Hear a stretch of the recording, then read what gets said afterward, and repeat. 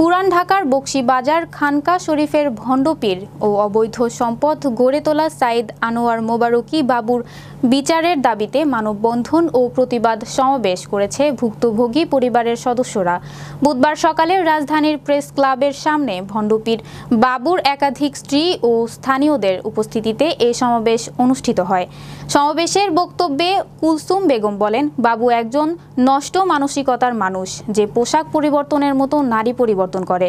অপর ভুক্তভোগী বাবুর ষষ্ঠ স্ত্রী তুলি বলেন, নানা ধরনের প্রলোভন দেখিয়ে বাবু তাদের বিয়ে করে আবার অনেক মেয়ের সাথে বিবাহ বহির্ভূত সম্পর্কে জড়ায়। বৈষম্য বিরোধী ছাত্র আন্দোলনের অন্যতম সমন্বয়ক হাসিবুর রহমান তার বক্তব্যে বলেন, এই ভণ্ডপীর বাবু খানকা শরীফের মাধ্যমে পতিত ফ্যাসিস্ট সরকারের নেতাকর্মীদের যোগ সাজশে কোটি কোটি টাকার অবৈধ সম্পদ গড়ে তুলেছিল। এদের বিচারের আওতায় আনা এখন সময়ের দাবি। তিন চারজন মিলে ভেজে খাই, এটা কি কোনো